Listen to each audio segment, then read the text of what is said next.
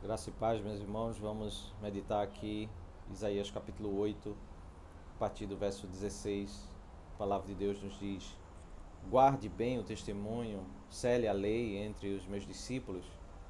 Esperarei no Senhor, que esconde o seu rosto da casa de Jacó, a ele aguardarei. Eis-me aqui com os filhos que o Senhor me deu, como sinais e maravilhas em Israel da parte do Senhor dos exércitos que habita no monte Sião. No contexto em que muitas pessoas que estavam adorando a Deus abandonaram o ambiente da adoração, abandonaram o culto ao Senhor, porque eles estavam incrédulos. Eles começaram a temer a entrada dos inimigos e não estavam mais confiando na profecia do Senhor, naquilo que o Senhor havia dito ao profeta Isaías. Restou um pouco número de pessoas que estavam junto com Isaías adorando a Deus e confiando na sua palavra. E o Senhor dá uma orientação a Isaías como ele deveria proceder para manter esse povo fiel, para fortalecer o coração do povo, para que eles não fossem tomados por tantos medos, tantos conceitos que estavam invadindo o coração do povo ao assimilarem o discurso dos inimigos do Reino do Norte que estavam dizendo que Israel seria destruído.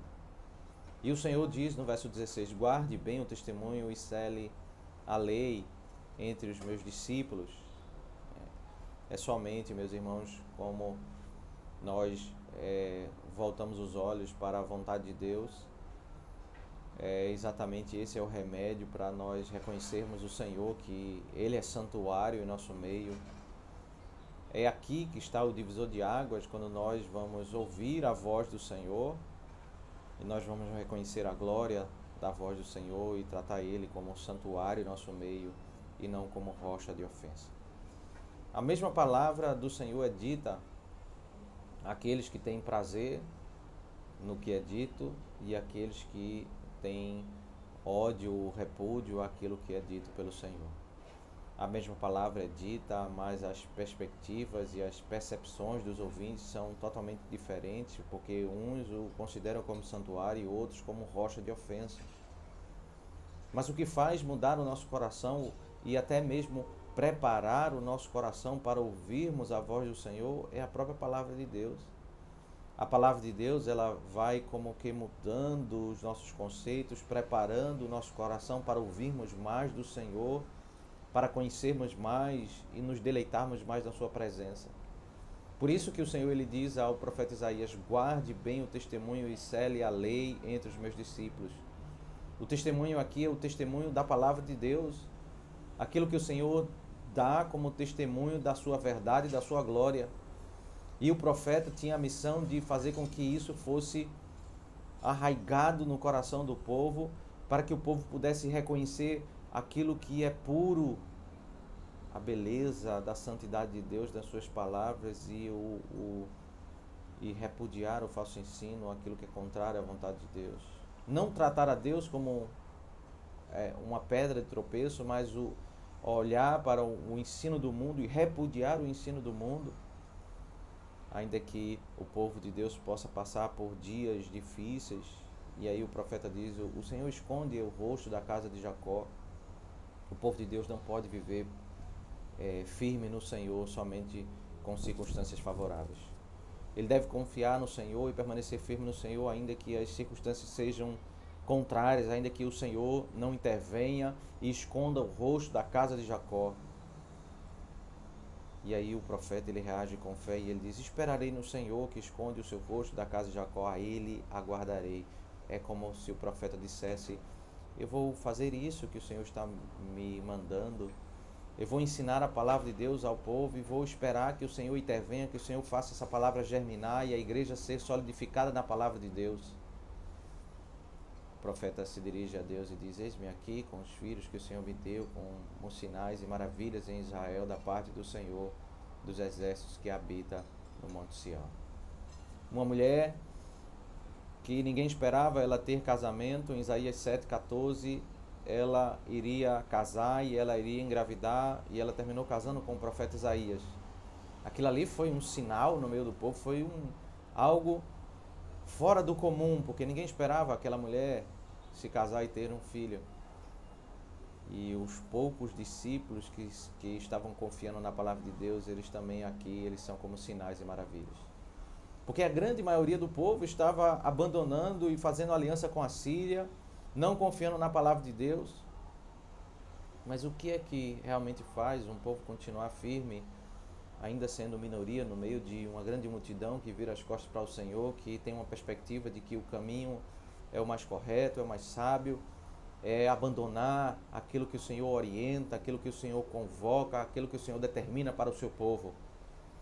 É somente quando esse povo está selado, a lei está fortificada nos seus corações e ele pode continuar firme, porque esse povo foi doutrinado na palavra do Senhor. Eles estão fortalecidos e eles são para com toda a nação, eles são como algo extraordinário, como um sinal, algo fora do comum. Eles são diante dessa nação porque eles estão na contramão da maioria que está fazendo aliança com a Síria. O Senhor orienta ao profeta que eles não aceitem a proposta dos homens, a proposta daqueles que buscam soluções fora da presença de Deus. E por isso o verso 19, quando disserem a vocês, consultem os médios, os adivinhos, que sussurram e murmuram, será que um povo não deveria consultar o seu Deus? A favor dos vivos se consultarão os mortos, à lei e ao testemunho. Se eles não falarem segundo esta palavra, jamais verão a luz do alvorecer. São muitos conselhos, muitas propostas, muitas orientações que nós temos nos dias de hoje, em todas as eras, em que as pessoas buscam soluções à parte da palavra de Deus. Mas o que o Senhor nos diz é que se não voltarmos os nossos olhos, os nossos ouvidos à lei e ao testemunho, a santa palavra de Deus, nós certamente não veremos a luz do alvorecer, não teremos a bênção de Deus. Não seremos iluminados, não seremos abençoados, não estaremos andando segundo a vontade de Deus, andando em comunhão com o Senhor. Estaremos andando por caminhos de trevas, estaremos tropeçando e estaremos colhendo, né, as consequências dos nossos atos, as consequências que vão ser derramadas sobre as nossas vidas, sobre os nossos filhos, sobre os nossos descendentes. A questão é a quem temos ouvido. Temos ouvido a palavra de Deus ou temos ouvido o conselho deste mundo, os conceitos deste mundo? Quem são os nossos conselheiros? Quem são os nossos mestres?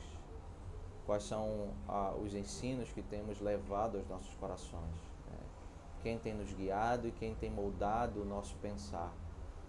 O Senhor orientou ao profeta Isaías dizendo: sela a lei no coração dos meus discípulos, do meu povo, para que eles sejam fortalecidos. Que a palavra de Deus seja o foco do nosso coração e da nossa mente. Que possamos voltar os nossos olhos, ter esse hábito de ler e buscarmos sermos confrontados com a palavra de Deus, né? Para que a nossa mente, o nosso coração seja moldado à mente de Cristo e assim possamos ser revigorados para a glória de Deus. Que o Senhor Deus nos abençoe.